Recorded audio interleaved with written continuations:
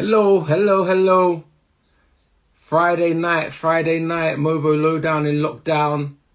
Big up to everyone getting in. Let me just pin my comment so everyone knows what's going on. Hello everyone, it's your boy Robert Bruce here. MOBO Lowdown in lockdown. Friday nights, we bring you great conversations with some of your favourite people from the music industry, from the world of radio, entertainment, media. And today we have a very important and special episode to bring for you today. And to kick that off, I'm going to invite someone very special into this live now as well. Let me see. Can I find her? Let me see. How's everyone doing? Sum up your week with an emoji. If there was a frustrated, tired, upset, angry emoji, I'll probably be posting that now. Let's. Amelia, I see you. Vanessa, I see you. Hello. Hello. How are you doing? It's being on this side because I'm just used to kind of, it feels weird being on the other side because I'm so used to just tuning in and listening. Yeah, thank you very much for tuning in. And you know what? I can't jump on and just invite you to live without giving you a proper intro. So ladies and gentlemen, right now we have a pioneer, innovator, entrepreneur, businesswoman, trendsetter, and the founder of the MOBO. Kanye King, everybody. Give me your claps, please, in the comments. Give me your claps. Yeah, the waves, all of it. I'll take it. Thank you so much. Yeah, good. You know, crazy times, unprecedented times, you know. It feels really surreal in more ways than one. But yeah, it's, I want to say kind of, hello to everyone kind of tuning in. I don't know how many people it's their first time or whether they've been on lowdown on lockdown before. But, don't judge me, by the way. I just put some lippy on to make it look like I'm making effort. It's okay. It's home vibes. Don't judge me. How have you been feeling about this week and everything that's been going on? Oh my gosh, I think like everybody else, I've been angered, kind of surprised, saddened by, obviously the events surrounding the death of George. And I think, it's a kind of a big watershed moment, really. And I think we all want to ensure that he and all the others who have been killed kind of in racial attacks, we want to ensure that he does not die in vain.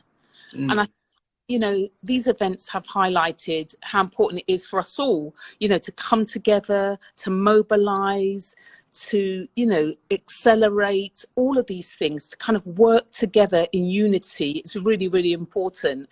And I just share a kind of story with you because, when I first come up with the concept of the MOBO organization and particularly the MOBO Awards, I look back now and think of the so many setbacks that I faced. And, from a lot of people who were so negative, who didn't believe in the power of Black music and culture. And so many people were telling me, don't waste your time, Black British artists, will never sell records, etc. And they just didn't really want to support it. And I look back and I realise, one of the things that got me through some of the kind of difficult challenges was having other media outlets that I can talk to. Now, I'm not sure how many people who are on here will remember, know the Voice newspaper, Choice FM. We used to speak to each other because, when you're a leader, cultural leader, and especially being a woman of colour, trying to kind of run an entity which the powers that be do not want to embrace. You need to find like-minded people who kind of believe and share in your vision. And, Voice newspaper and kind of Choice FM, we kind of found each other. So I used to spend money advertising on Choice Radio. And, whenever we had artists coming over for events, it used to be advertised in Choice and they used to love it and they used to get a massive response. And bless his heart, he's passed now. Val McCalla was the founder of Voice newspaper. It was the biggest Black newspaper at the time. And, he was just kind of supportive. He was a pioneer. And I remember one time there was kind of, someone rang me, a journalist, looking to write a kind of a negative story about, you know, black music, the usual stereotypes about a black, there's going to be trouble, all the usual. And all of a sudden I heard that The Voice was going to be writing the story, because the white newspaper had contacted The Voice because they going to be accused of racism. So they thought if The Voice run it as well, then it's something that they could, you know, obviously promote. So I remember reaching out to Val McCalla, and he talked to his journalist and said, stop that. And that was the kind of end of that story. And that's the kind of power of having a network. It's so, so important. And I still to this day meet lots of people who were employed or got their first opportunity working at The Voice.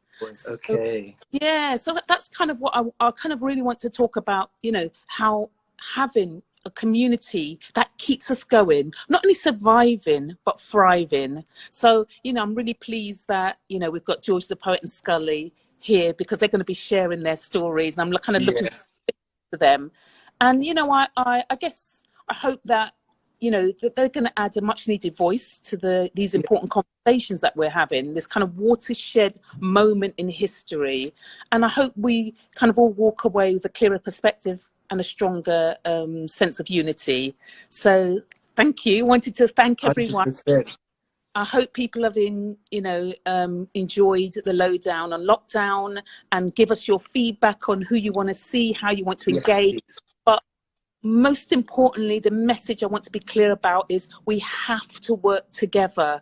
No longer should we sit back shortchanged and allow other people to make decisions for us. We don't need to ask permission. We can make things happen. We are a powerful network. Always remember that. So I look forward to working together to collaborate, to accelerate. So thank you.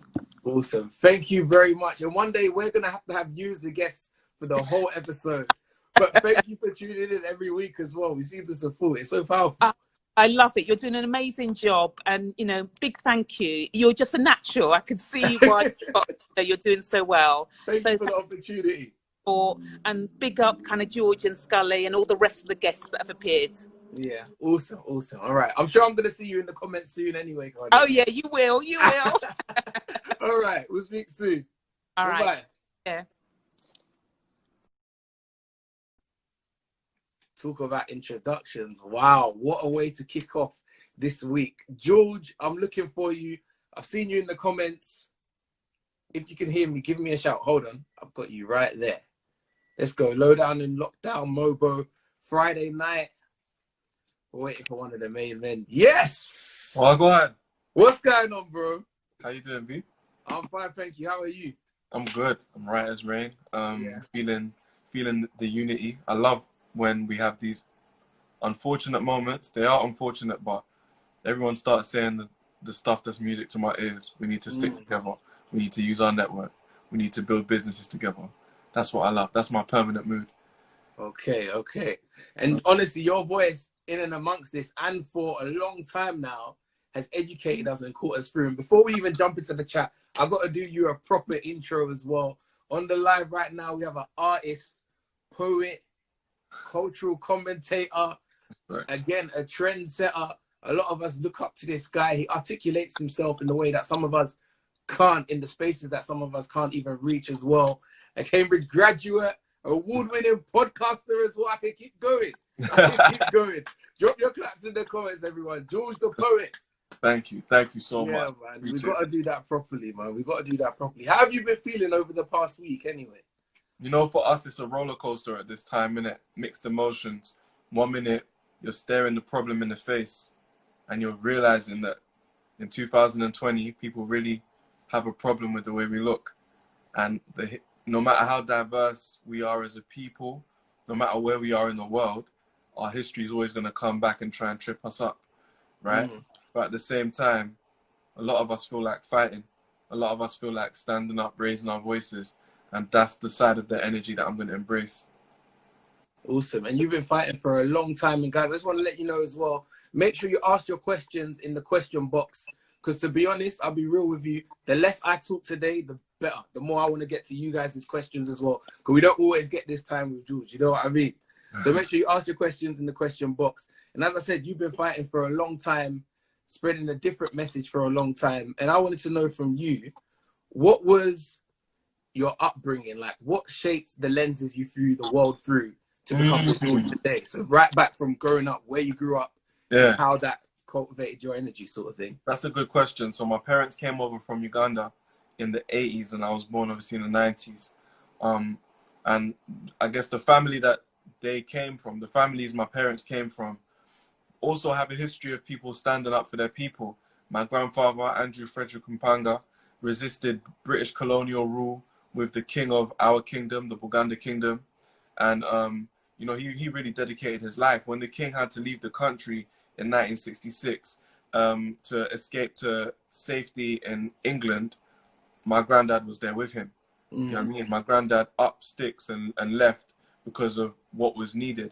And even before things really kicked off in terms of Ugandan independence, my granddad educated himself on constitutional law. He was a self-taught man, self-made. I mean, he went and studied abroad to get those qualifications, but he was only able to do so because the king had an eye on him and just realized that's a student that really cares about his people. We should go and fund his education. So he went, learnt constitutional law, came back and was able to help the kingdom prepare for independence from the British colony.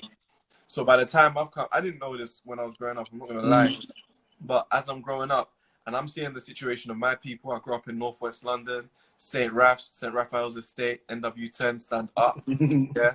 But as I'm educating myself on that experience and I started to study sociology at A level, I began to see the hood, see the ends in an academic lens. I wasn't supposed to write, but that's what I did. And I was also developing as an MC from the age of 15 to 19. So that made me want to write about what was really going on. I transitioned to Cambridge University when I was 19. That was a very different environment from what I was used to rapping in. And that just made me want to speak a bit clearer and make sure that these people couldn't disrespect our story and dismiss me as someone who just wanted to be famous or someone who just had swag. I wanted them to look at me and say, no, he researched it. He knows what he's talking about. Yeah. And that's one thing that's so undeniable with you. I feel like a lot of people, we have passion, but we don't generally have knowledge on how to back up that passion. And then that can easily be passed off as you're just angry sort of thing. But the thing that we love about you, you always bring the facts to back up what you're talking about. Do you know what I mean? And even in that whole transition to Cambridge, like you mentioned it's not a light thing. Like not everyone goes Cambridge. From Northwest to your experience in Cambridge, what did that do to your mind in terms of like, this is my lived reality all up until this point, and this is this world over there? Like, how do you sum that up? All right, that's a good question. Transitioning into Cambridge from Northwest made me realize that I grew up deep in the black community. I grew up in one of the blackest parts of the country, but Cambridge is very white, upper middle class. So and I went to a grammar school. I went to a secondary school that was predominantly Indian. So I didn't realize that diversity is not the majority experience. Most communities in the country have very few people of color. Cambridge was an education in that sense. And then the things I was saying in my poetry, I was quite angry by the time I got to Cambridge. I was sick of some of the negative cycles of our neighborhood. And my poetry was quite venomous because of that. And people came up to me like, wow, like, you know, you sound really angry. You sound like you're not painting your community in a very good light. So that in itself made me think twice, like, you know what? I don't need to really be out here just snitching on the community. I need to apply my my passion, my anger to educating myself so that we can start thinking of solutions that might not be obvious in the way that we tend to approach these problems. And even being in Cambridge, just in the past week, I've been like doing a lot of research and finding out that there's actually terms for how a lot of people act day in, day out. So being, say, the only black in a workplace or in an education system. Like I went to school in Essex, uni in Leeds. So I was very aware that not all of the UK is like how I view London to be, because London seems pretty like we're in a mix of people, multiculturalism. Right. You go up north or you come away from it and it's like, wow, this is England sort of thing. Show you. So what were the key lessons you took away from interacting as the minority? Because obviously in Northwest, I guess you was the majority in 100%. Northwest.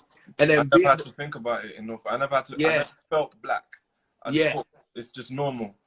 But yeah, being in that environment made me see myself as a representative. See, this is the difference. When I was younger and I was an MC and I was mainly performing to young black people like myself, I was a little bit loose with my language and the things that I was saying and how I, thought of myself. I didn't see myself as someone that had a social responsibility. But when I got to Cambridge, I realized I'm a representative. You know what I mean? The way I conduct myself is going to be these people's education about my people. So I took that very seriously, and it's just stuck with me ever since. And you see initiatives like the way Stormzy's opening up, funding people's education. How important is that from what you've seen in terms of when you was there to know that there's a pathway like that? How actually important is it? Because as a headline, it looks great, but like you're there. Do you know what I mean?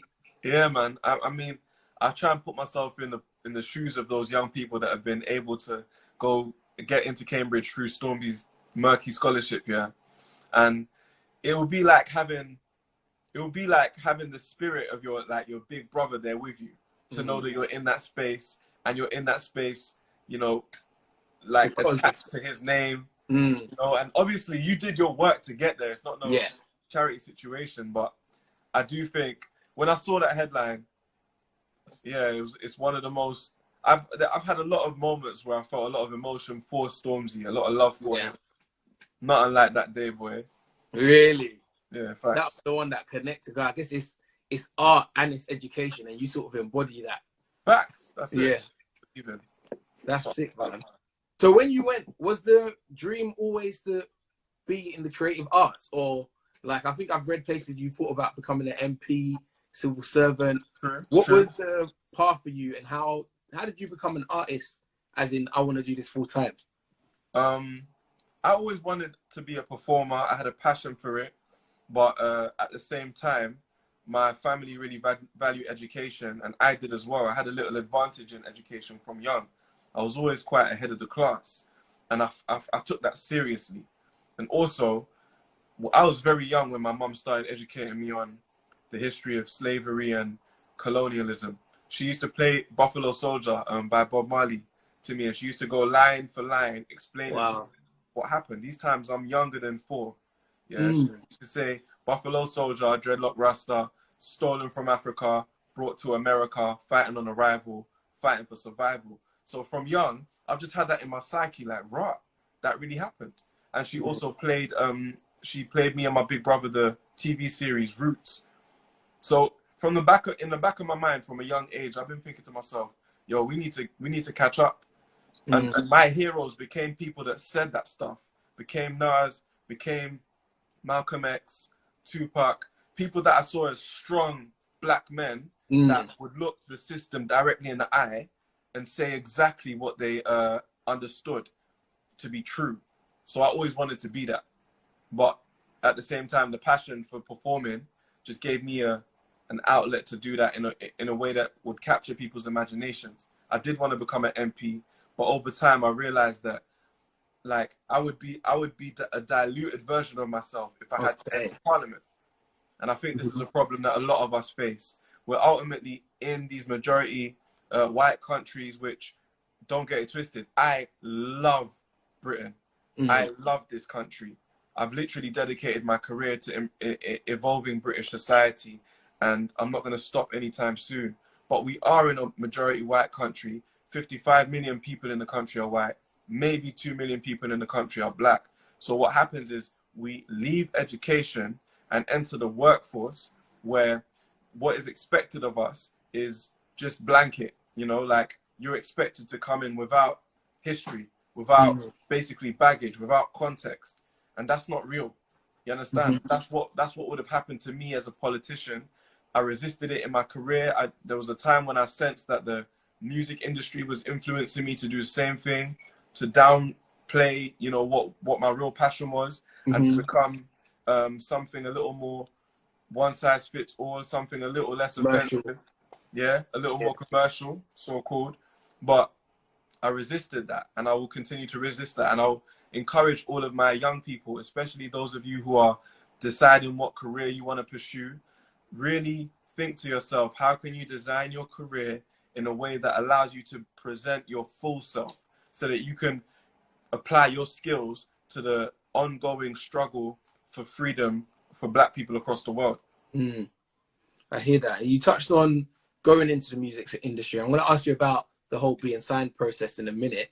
But one thing that you said is that your mum educated you from young, and everyone's journey and story is different. Like, I know in terms of families that have migrated to the UK, a lot of families don't have a lot of that time with their kids because we're out here hustling, grinding, trying to make a better future for our kids. Other people's family approach to educating about our history is different. So like this week, for the first time, I learned that my mum had banana skins thrown at her in history, like when she first moved to the country. But me as a child, she never would have told me that, because she wouldn't have wanted me to go and be disrespectful to the abusers who would have been my teachers. Do you know what I mean? So for people that are maybe not so clued up on their history, and this is blacks and whites as well, because we find ourselves in a hard position where we now need to go and teach a whole race about our history when they haven't taught either of us it in school. Do you know what I mean? So where's a good starting point to learn about your history, if there was a resource or something that really helped you on your journey? Do I have my books here? I left them in the other room. Well, I got hella black books here, so I'm gonna grab them. There are authors. There are so many authors from our community right now. Okay, this one, Derek Owusu, speaks a lot about our experience out here. This is a book by Wretch Free too. Yeah, this one's that one up there. That one's up there. You done now. Now, all of these, what we need to recognize about these stories, and not just the books, but the music as well, is that they are history. Do you get me? They give you a bit of a clue about where we're coming from. Now, if you want to dig a little deeper, I'm going to give you a lot of tip. You know, you mentioned that a lot of the time I come with the stats and the research. Bro, more time is Google. Yeah. It is a 2-minute Google. It is so easy. In your pocket, in these phones that we're communicating through right now, there's literally all the information that has ever existed. If you're curious, I beg you just Google it. It's actually more reliable than just reading one book at a time, because you can cross-reference the information that you're receiving. And just be curious. Allow yourself to follow that curiosity and get answers to the questions that pop up in your mind. Okay, cool. That makes a lot of sense, man. And we spoke about music industry as well. Before I ask you about your whole signing journey, who was your artist from the UK coming up? Who are your influences UK-wise? Number one of all time for me, anyone that knows me knows Gets. Okay. Gets. If you listen to how I perform now, if you listen to my poetry, what you hear is multi-syllable rhymes. Gets was the king of multis. and I swear to you, I started listening to Gets when I was doing my GCSEs, and it made me cleverer. Gets' lyrics made me cleverer because his flows were so complex. But I'm so obsessed with grime these times, I'm learning every single lyric. So Gets definitely, of course, Wretch Free too. That goes without question. Wretch's philosophy, Wretch's model of masculinity, that was much more my kind of style. I liked how he was reflective. He was the only one in a time where music was getting very greasy. He stood up and said, forget about violence, I'd rather be cool. Yeah. I respected him for that. I loved him for that.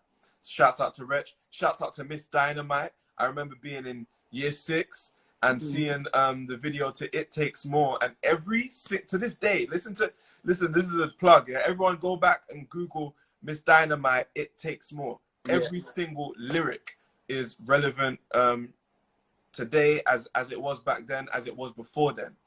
We had a lot of heroes. In my ends, there was, God rest his soul, there was a singer called Tubby T from St. Raph's. He go YouTube that as well. Tubby T, Tales of the Hood. Tales of the Hood. These were the stories and the images that I was into when I was young. So I appreciate all the pioneers that did the groundwork. the list goes on. Skepta, of course, Wiley, of course, Chip, of course, Ice Kid, the whole of the Hood Stars, OGs, everyone that did grime, any black person that made music between 1991 and now, I probably heard you and I rated you. Sick, man. And what was your own experience of like signing? What was the blueprint for your art in terms of signing to like a major? Was there a blueprint, or did you sort of have to feel your way out? And how did they try? There was a little bit of a blueprint, actually. Yeah. So I wasn't really sure that I was interested in signing or getting a record deal. What happened was I started doing poetry from my uni room, just on webcam. That went well. TV came calling. Sky Sports asked if I could do a poem about the Grand Prix, the Formula One season. Went from there, I did something for Channel 4. But these times I'm still in uni. Then in my final year, just after I graduated, labels started a bidding war because I started mixing poetry with music. I did my first live lounge. Shouts out to One Extra, shouts out to Trevor Nelson. Shouts out to Wretch, Zion, everyone who made that happen. Yeah. But What year was that? What year was that? That was 2013, just when I was about to graduate. Yeah. So I graduated, and I knew that I kind of needed a bit of mental space because I'd been doing academia so hard, just essays and assessments and coursework.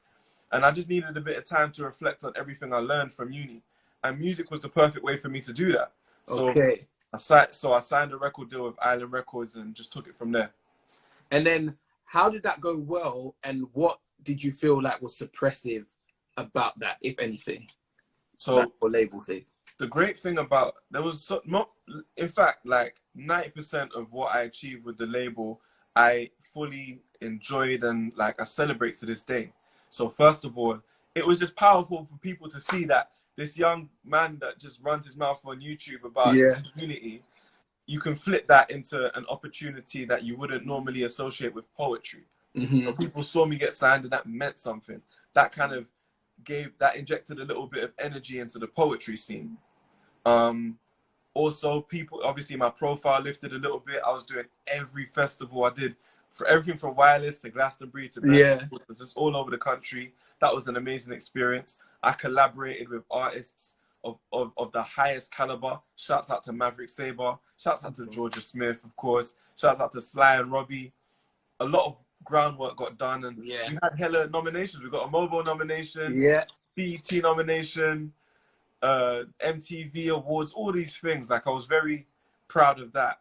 But ultimately, I felt like my time was being divided between being a community activist, essentially, and being an artist. I felt like and I still feel like what is needed for the community to move us forward and stop like being shocked and disconcerted every time a tragedy happens. We need a whole new economic system. We need a new way of putting food on the table. We need a new way of engaging with the business world. We need a new way of organizing ourselves, our presence in the private sector. But where I'm touring and recording in studio, I don't have that much time. On the ground. So at some point, I just had to pump the brakes and be like, yo, I'm going to pick this path. I have to figure out what to do with the community. And music, when the time is right, I'll get back to that. But right now, it's killing it for me because I'm not fully applying myself to either. Okay. Remember, guys, ask your questions in the question box as well. I'm seeing lots coming through. Honestly, I'm going to start asking my questions very, very soon. So please make sure they're flowing. And you spoke about like doing the community and music side of stuff. And a lot of people have an opinion on artists saying more, doing more, and not being outspoken enough, especially when it comes to times like this. I'll ask you if you feel like artists should speak more, but I think the more powerful question is, say there's an artist that would like to speak more, but probably doesn't know what to do or is scared of losing their fan base. What's a way they could speak more if they're in that position of feeling that way? That's a great question, bro. I'm glad you asked that. Shouts out to all of my artists that have used their voice or are figuring out how to use their voice. One thing I would say is that we don't always have to make a statement that is final. It's okay to ask questions. Mm. It's okay to use your career as a space where your fans, your listeners, your followers can join you on a journey to learn. I think sometimes we get it in our heads that we have to have the answer and we have to look final and fixed and strong. But the appearance that I made on BBC Newsnight earlier this week, that comes after a long, literally years of work, years of me trying to tackle these questions, and sometimes not articulating myself very well, sometimes losing my cool, sometimes changing my mind. But that's literally years of asking questions. It's all right to just ask. Okay, cool. Yeah, that is a good starting point, because in the public eye, we can sort of be unforgiving to our public speakers. And I feel like we need to support more rather than knock down straight away, if that makes sense. Because some people do need to figure it out as well. And even on that whole, say, the whole news night side of things, before we get into that, I wanted to ask you in particular, was there like a particular moment in your life where you knew, rah, I'm black, if that makes sense? It really hit me when I got to secondary school, you know. Yeah. Because I was in a school, like I said, predominantly Indian, predominantly middle class, and we had a lot of racial banter. A lot of it was quite insensitive, but I think we were just nervous kids trying to lighten the mood and deal with our insecurities. But the things that they said, like everyone got it, but the way we got it was always like crime, fatherlessness, you know what I'm saying, negative stereotypes that, you know the joke of it, like my estate was full of this. I just never thought of it like that until I heard it from other people. So that was the beginning of my journey to becoming aware of what being black meant politically in this country. Yeah. When I was 19, I spent five months in Uganda. Yes. And I saw a very different version of being black. So it's like, you know, the story continues. I hear you. And in all of your career, what's been this far? In fact, let me not even ask you your highlight just yet. Let's talk about the podcast. Because this podcast is cool, man. Like, it's cool. Very, very cool. The way it's delivered. I even went back to listen to the last episode again, just before this conversation. Oh, man. When did podcasting come into your life? How did you craft the idea? And who supported you to deliver it? So podcasting came into my life 3 years ago. I was spending a lot of, so I stepped away from the industry. I figured out other ways to make money and to figure out how to like move in my community, build a community strategy. But at the same time, I was working too hard. I was missing my family. So I just spent a little more time with my nephews. They were like 7 and 5 at the time. I took them to Disney World. And in Disney World, I saw one man's imagination as like a whole universe. Wow. You know what I'm saying? So that was the start of it. But I thought to myself, I feel like I got a universe in my brain. I wish I had the space to like map it out. And I was also watching a lot more of my nephew's, you know, cartoons. We watched a lot of Hotel Transylvania. Yeah. You know, kids, you gotta watch it over and over. Yeah. So while I'm doing that, I'm like, raw, like animation is a very interesting form because you can do anything. There's no rules. The people's bodies are all elastic. Someone gets banged on the head and it's like, they get the love. And I was like, I like that level of imagination. I wish I could bring that into my music. But at the time, I was still thinking about songs. Then the final piece of the puzzle came in, a podcast recommendation that I got.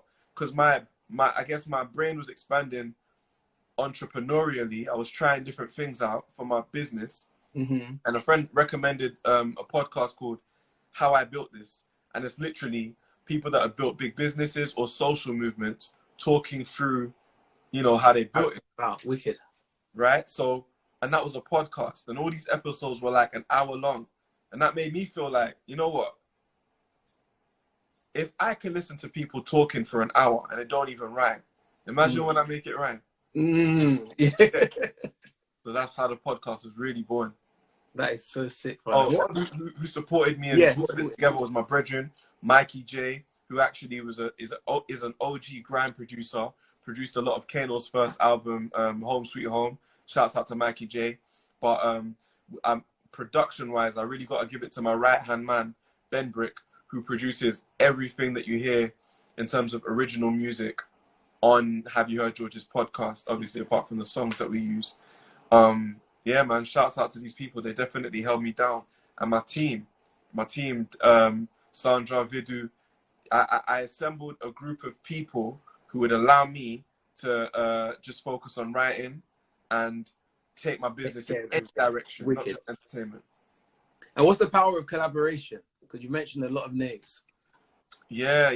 I mean, The Power of Collaboration is a poem that I released, but it's a concept I believe in. It's what Kanye was just talking about, the importance of your network. You feel me? How back in the day when MOBOs were just getting started, they had to link up. It benefited them to link up with Choice FM. It benefited them to link up with The Voice newspaper. You know, the more we collaborate, the more we're able to share the workload and just specialize in what everyone's good at. I believe that's the future. That's the economic future of our community. Sick. Ask your questions in the question box. There's loads. There's loads in there, man. You turned down an MBE. Explain why you turned it down and why it's so powerful to you. So first of all, shouts out to every Black person who has received an MBE, OBE, or CBE. I believe that we all have to do what is right for us, and it's good for our young people to see us making different decisions. Not everyone has to be on the same page about everything, right? But for me, I just explained to you, my granddad had a very difficult life as a result of the British involvement in Uganda. You feel me? He died a lot younger than he should have. He spent a lot of time out of his home country, and he came back to watch it in complete disarray. And I feel like the British Empire, or the project of the British Empire, was what directly led to that situation. And in this country, we ain't even got an apology, let alone an acknowledgement. You see it? Yeah. So I would have accepted the MBE if it didn't have the words British Empire in it, but as a poet, I take words very seriously. I couldn't in good paper, yeah. You see it? I hear you now. And thank you for making the stand, because I feel like some people don't even know that's the option to not do it. Do you know what I mean? Because they would just see it as like, rah, it's all about being accepted in society, innit? And when you're getting these honors, it's like, oh, I'm accepted. But you open a new narrative for us. But what I'll say to you, and I got to shout out Stormzy, because Stormzy has always been a shining example of this for me. You are you, and you are fine as you are. And anyone that doesn't like it, that's what we call a personal problem. You know, they have to deal with that problem themselves. But your feelings alone are valid enough for you to act as you see fit. Bruv, if you can, I will write that down in a book somewhere if I had my notebooks out. Now. We're going to touch on George Floyd as well. Everyone's asking questions, so I'm going to have to stop talking very soon.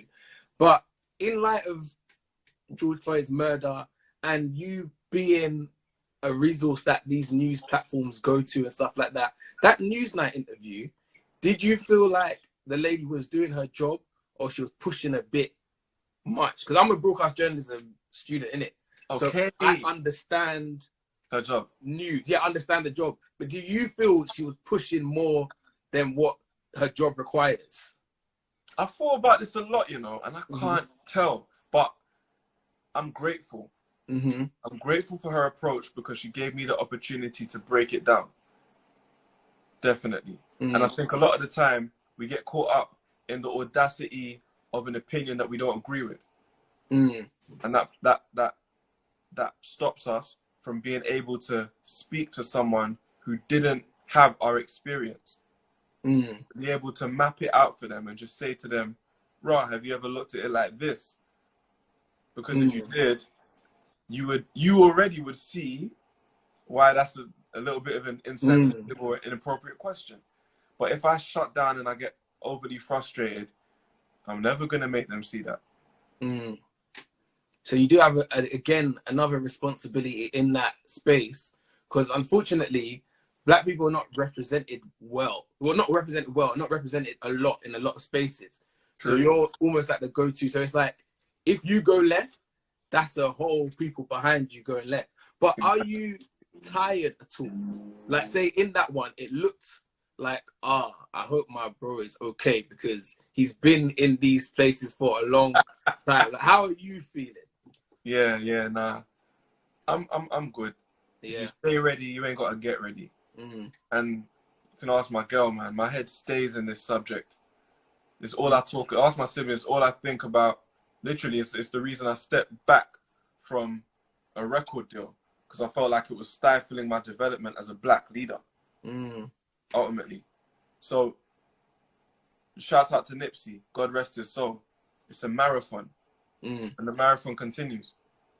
Facts, 100%, man, 100%. And in response to George Floyd's murder, and I want to have a more British look on things, because I know you speak a lot about youth crime as well. You've had run-ins with the police and stuff. So what's your overarching view of the whole thing? Because the lady was basically trying to say the UK is not as bad as America, is it? But what's your response to that? Let me give you a chance to say it uninterrupted. Okay. One thing that I've realized this week is that I don't think white Britain we all got a cultural identity. What country are you from? Ghana. I knew that. I just knew it. I knew it looking at your face. Yeah?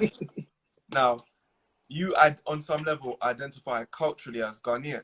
And you know the banter between Ghana and Nigeria. You know those politics. We understand. You know that Ghana's in the west of Africa. I know that Uganda's in the east of Africa. These are part of our cultural identities. Now, a lot of white Britain doesn't culturally identify with white America. But you see with Black Britain, we culturally identify with African America. I grew up watching Boys in the Hood thinking, how is this like so accurately reflecting St. Raf's? I didn't understand. But that relation, and then you grow up listening to the music, you know, again, we're a minority population, so we have a similar relationship with the state and with authority. So we have those similarities, but a lot of white Britain doesn't have that. So when they are confronted, when their country is shamed or their society is shamed for producing the same racial inequalities as the US, a lot of white Britain is not ready. They're not equipped. You understand? Especially older people or people that live in areas that do not have many black people or many or much diversity. You feel me? Yeah, I'm with you. So for me, I realized that if you're new to this conversation, you've got a lot of catching up to do. Whereas us on the other side of things, we live it. Now, even though we live it, we don't have ways of putting it in their faces, in the face of the wider public. So without that, what we're forced to do is come up with our own ways of dealing with it, share information in our communities, quietly keep it moving. In that Newsnight interview, I mentioned the case of Julian Cole, a childhood friend. He was in primary school with me. Yeah? This guy wasn't allowed into a nightclub.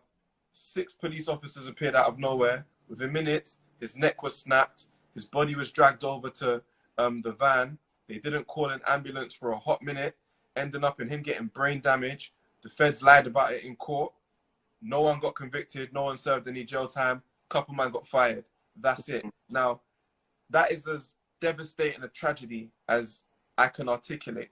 Yeah? He's now in a vegetative state. He does not speak. He can't move and function in the same way. His family has to foot all of his medical bills. No apology from the boy then. Right? Now, if you can have that much of a devastating story that doesn't make the headlines and is not at the forefront of everyone's mind, as, you know, shouts out to the family of Madeleine McCann, but you see how that story has been on the forefront of the British psyche for almost 20 years now.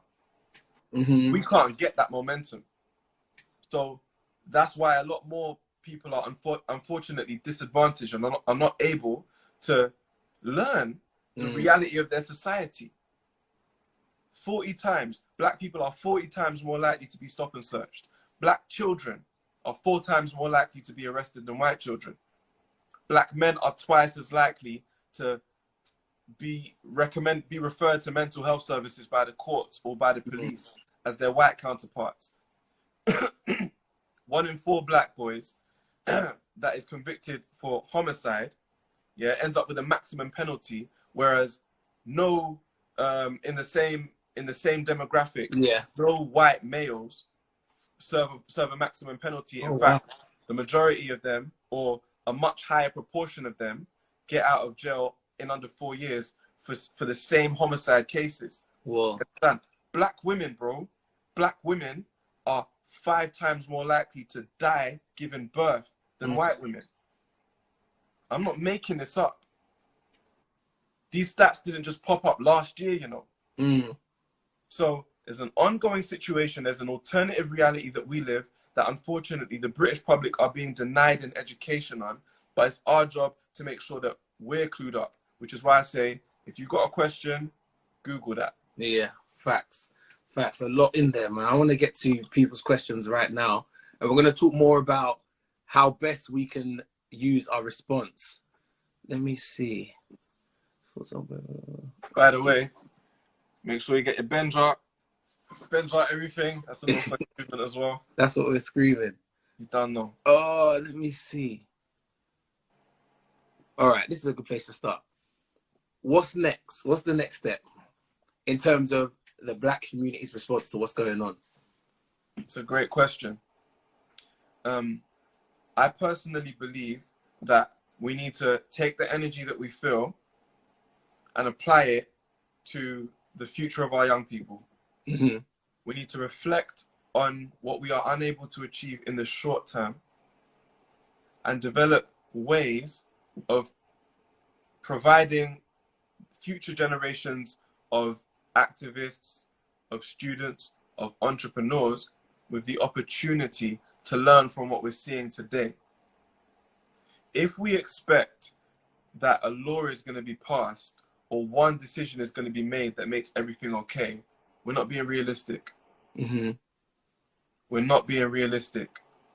So on an individual level, one thing I would say is I just saw in the comments, someone shouted out the Runnymede Trust. Big up the Runnymede Trust, RUNNYMEDE Trust, because they're an organization that research a lot of racial inequality. If you want to understand the landscape first and foremost, that's a great place to start. Then after that, we got to start asking ourselves realistic questions about how we can ensure that our young people have the equipment that we are realizing that we don't have right now. Okay.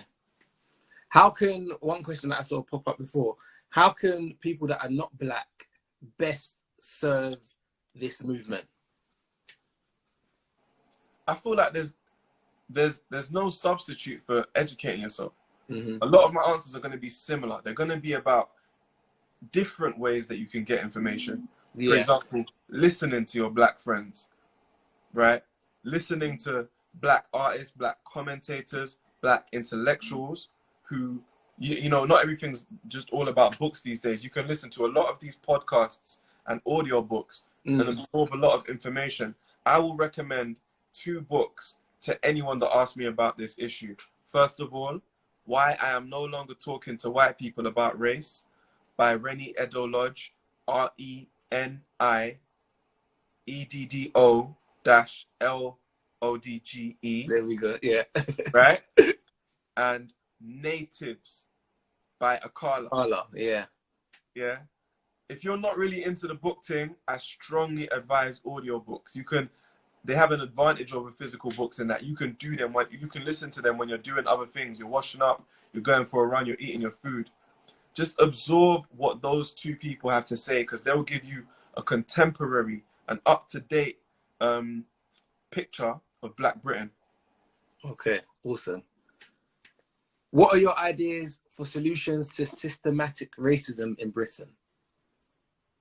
I love that question. Thank you very much to The Northumberland. Yeah. All right, so my ideas against systemic racism, ultimately, it's got to be about the economic empowerment of the Black community. That's it. It's about economic empowerment. The reason why is because it is going to take so much work to protect our children from racism. It already does.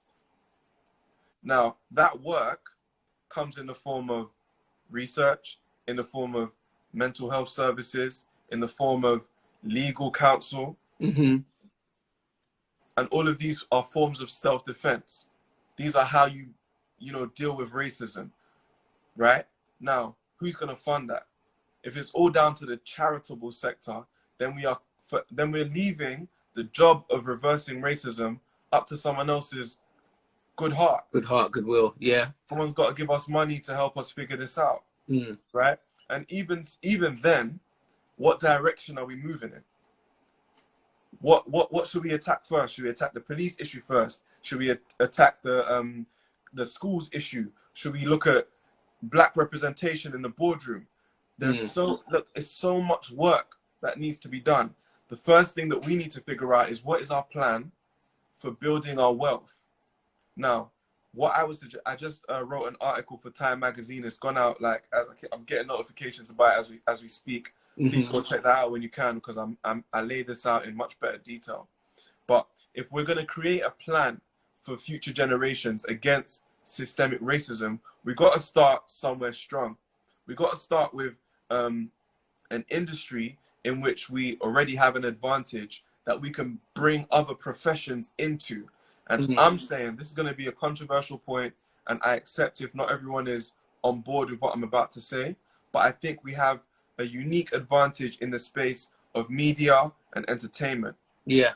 I feel like we are overrepresented in those spaces. We have a lot of entertainers, and frankly, we have a lot of athletes. Now, historically, we've always felt a way about that. Like, why does a black person in the media always have to be an entertainer or an athlete?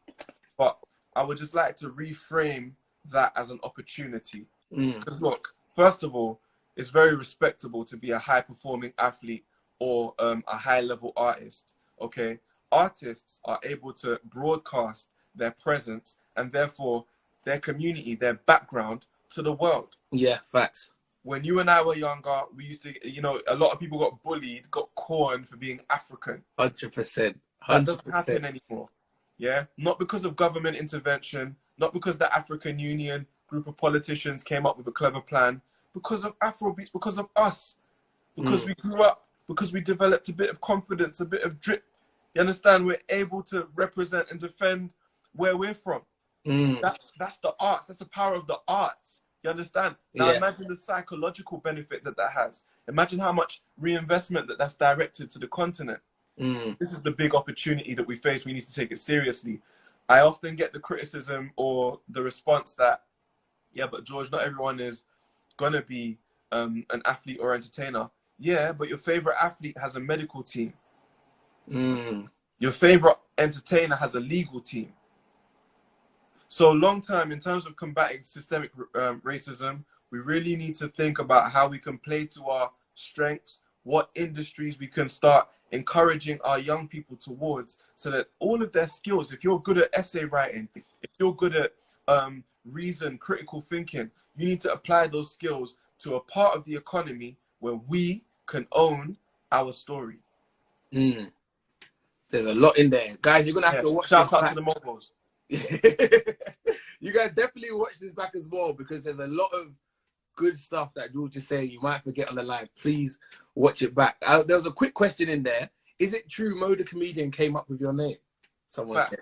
Facts, really? Came up with my name. Yeah, I was doing a show. Big up Marvin Harris. Big up Napa Sunday show. Just before I went on stage, he was like, "What's your name again?" I was like, "George." These times I didn't want any stage name. I didn't want no gimmicks. I wanted the real thing. And he was like, "George the Poet." And I was like, "That's it." Is reforms to the education system possible? Reforms to the education system. Yeah, 100%. Yeah. It's people at the end of the day. That's why shouts out to everyone protesting and establishing a presence or standing in solidarity on socials, because this is what leads to change. When the public mood shifts, policy follows. You see it?